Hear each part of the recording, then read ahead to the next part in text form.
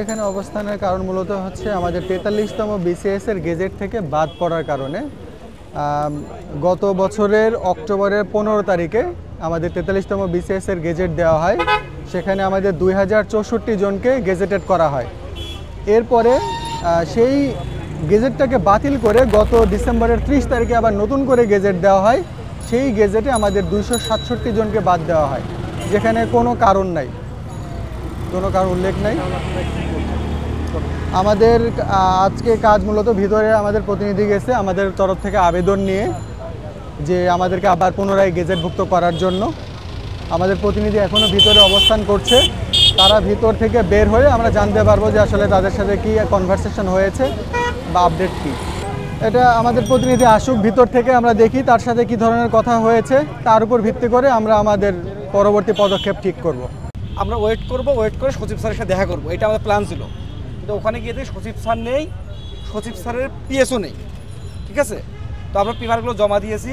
তো সচিব স্যারের পিএস একজনকে অ্যাসাইন করেছে যে তার সাথে কথা বলতে বলেছেন, সচিব স্যার ছিল না। আমরা সংশ্লিষ্ট ব্যক্তির সাথে কথা বলেছি, আমরা কথা বলে আমাদের যে অনুভূতি ছিল ওইটা আমরা প্রকাশ করেছি তাকে, এবং বলেছি আমরা এইটা আপনাকে না, আমরা সচিব স্যারকে আমরা এই কথাগুলো বলতে চাই। তো উনি শুনেছে, উনি বলছে সচিব স্যারে আছে বাণিজ্য মেলায় একটা প্রোগ্রাম রয়েছে, এবার আগারগাঁয়ে যাবে, ওদের 3টার সময় স্যার আসার কথা, 3টা বা 3টার পরে হতে পারে। তখন আমরা বলছি যে আর অ্যাপ্লিকেশন আমরা সাবমিট করেছি, করে আমরা রিসিভ কপি চেয়েছিলাম। ওরা বলছে রিসিভ কপি আমরা এখন দিতে পারি না, সচিব স্যারের কনসার্ন ছাড়া। সেক্ষেত্রে আমরা বলছি ঠিক আছে, আমরা সচিব স্যারের দেখা করবো, করে রিসিভ করলে আমাদের কাছে থাক, আমরা সচিব স্যারের সাথে কথা বলে আমরা রিসিভ কপি নেবো। রিসিভ কপি ছাড়া আমি অ্যাপ্লিকেশন জমা দেবো না আমরা, এইটা কথা ছিল। ঠিক আছে, হ্যাঁ হ্যাঁ হ্যাঁ, রিসিভ করে আসে, ভিতরেই আছে আমাদের। সচিব স্যারের কথা বলে তাহলে আমরা তো সচিব স্যার, আমাদের মেনটা সচিব স্যারের কথা বলা, রিসিভ করে তো অবশ্যই নেব।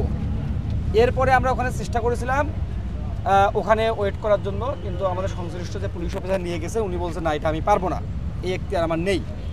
তখন আমরা চেষ্টা করেছিলাম উপদেষ্টা নাহিদ স্যার, তার সাথে দেখা করার জন্য, কিন্তু ওখানে আমরা সরাসরি যেতে পারি না।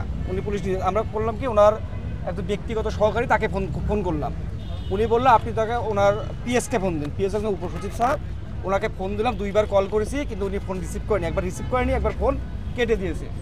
এরপর আবার ওনার ব্যক্তিগত কর্মকর্তাকে ফোন দিলাম, উনি তখন অন্য একজন ব্যক্তির নাম বললো সাইফুল ইসলাম, যে ওনার সাথে আপনি যোগাযোগ করেন। ওনাকে ফোন দিলাম, উনি বললো নাহিদ ইসলাম স্যার নাকি 3টা অফিসে বসেন, কখন কোন অফিসে বসে ওনারাও জানে না, আসার আগে শুধু বলেন। আর অফিস ভাঙচুরের কারণে এখন বিষয়টা শিওর না। ওনারা বলেছেন আপনারা এসে ওয়েট করতে পারেন, কিন্তু সংশ্লিষ্ট পুলিশ অফিসার ওনারা বলছেন না স্যার আমরা এটা পারি না। তো এই জন্য নাহিদ স্যারের সাথে আমরা দেখা করতে পারি নাই।